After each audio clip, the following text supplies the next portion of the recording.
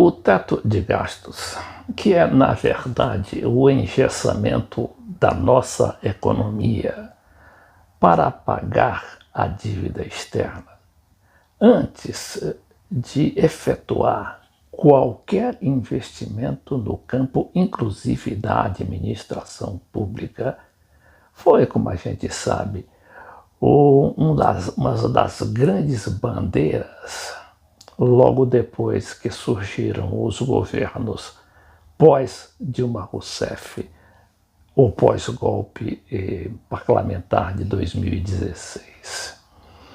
E agora vem um governo de direita, e veja como são as contradições da história, não é?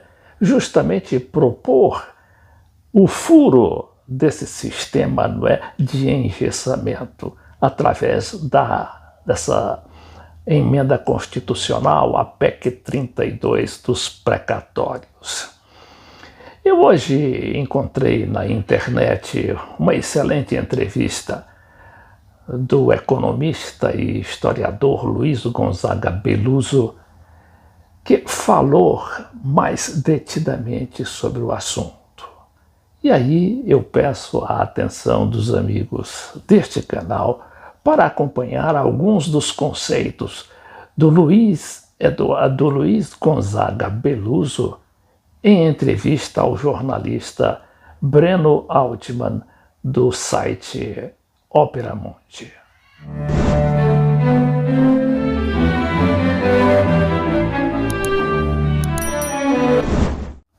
Nesta entrevista, o economista Beloso disseca a lógica do neoliberalismo e defende o papel central do Estado na economia e aponta caminhos de desenvolvimento.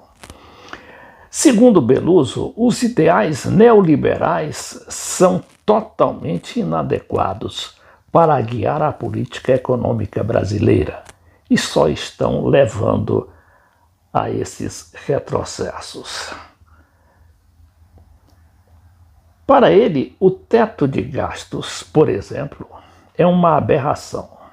É uma simplificação absurda da importância que teve o gasto público e privado no impulsionamento da economia. E é isso que me deixa um pouco assustado.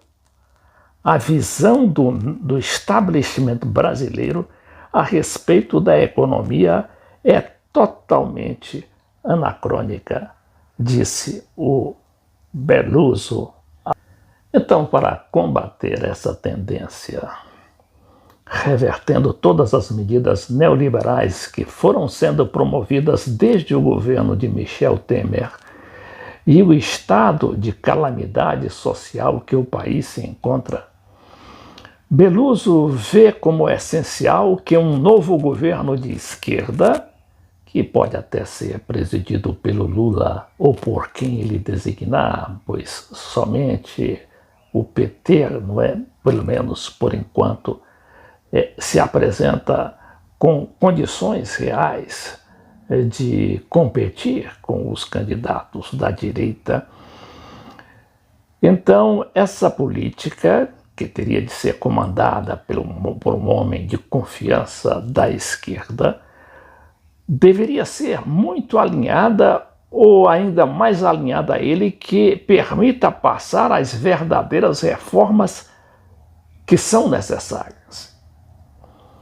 Nos primeiros 100 dias de governo, Beloso listou como prioridade articular o Banco Central e o Tesouro Nacional numa política de crédito e de gasto que tenha como vetores o BNDES, o Banco do Brasil e os demais bancos públicos. Que, na verdade, foi o que fizeram tanto o Lula quanto a Dilma em seus governos, 13 anos de governo, como também o fizeram a Cristina Kirchner e o Néstor Kirchner na Argentina, o Chávez na Venezuela e outros governos latino-americanos que se preocuparam com a cooperação dos diversos países vizinhos para impulsionar o seu próprio desenvolvimento. O problema, segundo o Beloso, é que o Lula vai ter que enfrentar também a questão da construção institucional. O que a gente não percebe é que as reformas neoliberais estão destruindo o nosso arcabouço institucional e vai ser preciso remontá-lo, mais do que repensar as ideias políticas macroeconômicas para redirecionar o país ao desenvolvimento, explicou. Além disso, ele reforçou que Lula teria que adotar uma série de medidas emergenciais por meio de um programa de gastos potente para proteger as famílias pobres. A dívida pública é uma forma de riqueza privada.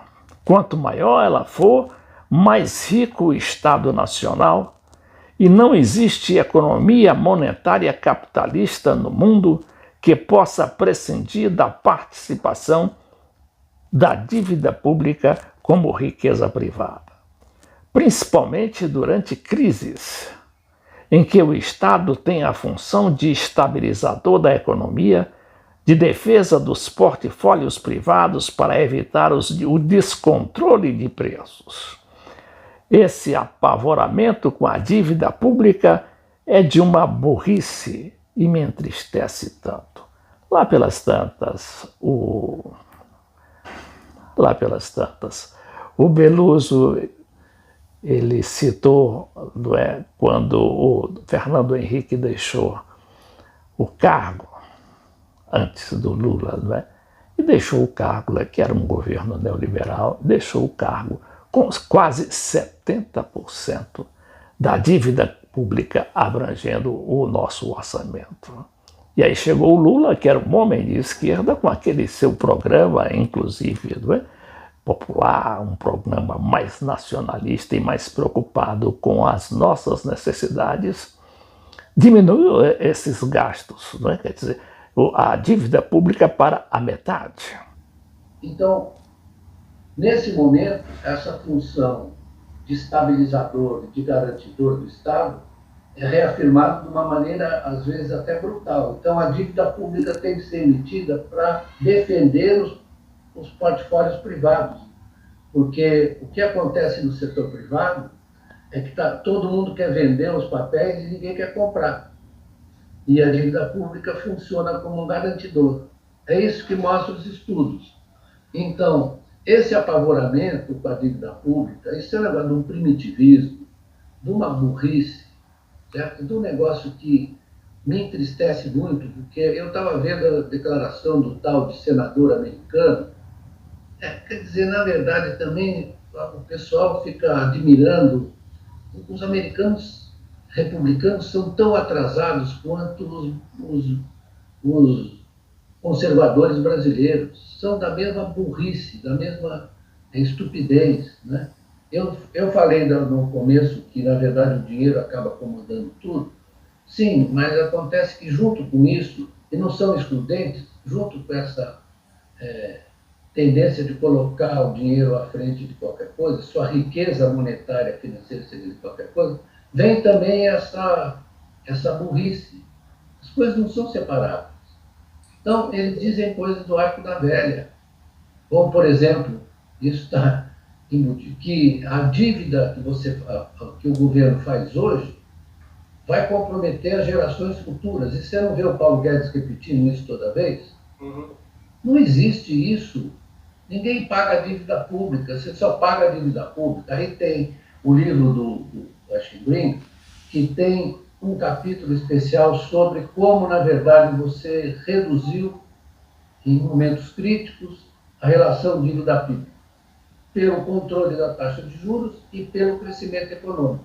Aí é um problema aritmético, ou seja, o denominador cresce. Toda vez que a dívida pública tiver um índice de crescimento menor do que o do crescimento da economia, ela está caindo. Cai. Aliás, recentemente ela caiu aqui por causa até da inflação, né? Claro. Agora, E outro instrumento de desvalorização da dívida pública. Exatamente. O Neto, quando aprendeu a usar, não parou nunca mais. Isso, exatamente. Então, se eu olhar, aí, Breno, é o seguinte, é a dificuldade de você olhar um sistema de relações que tem conexões muito peculiares entre crédito, dívida privada, dívida pública, crescimento e dívida. Não existe nenhuma economia no mundo que possa prescindir dessa participação. Então o economista ainda defendeu alguma forma de estatização das instituições bancárias, pois o atual modelo é autorreferido, só tem relação com ele mesmo. Isto é como os bancos estão vivendo o fenômeno de financiarização, de recompra de ações, redistribuição de dinheiro para acionistas, não contribuem ativamente com a sociedade, não geram empregos, não fornecem créditos atraentes para a população. O dinheiro se torna o objetivo em si mesmo. E aí ele finalmente fala da reindustrialização. Beloso também refletiu sobre a reversão do processo de desindustrialização que o Brasil está vivendo. Ele se mostrou otimista sobre essa possibilidade, apesar de admitir que será um caminho duro. Para tanto, ele apontou como essencial reconstruir corretamente as instituições e mobilizá-las de acordo com um programa econômico bem concebido de gastos públicos articulados com gastos bancários, geração de crédito e investimentos. No entanto, para levar tudo isso a cabo, a disputa começa já no período eleitoral, afirmou o economista, pois será necessário vender esse programa à população, o que não vai ser fácil, porque temos contra nós os propagandistas da ideologia neoliberal, que é o grosso da imprensa, ou seja, da grande mídia. Em vez de a gente se livrar da dependência externa e diminuir o poder do capital financeiro, aumentamos, mas não acho que isso sejam coisas deterministas. Está muito fácil. As condições são muito negativas, mas a gente tem que se mover. Temos que remover parte dessa gente do poder, instaurar um governo capaz de compreender e executar as práticas e as políticas capazes de tirar o país da situação em que está.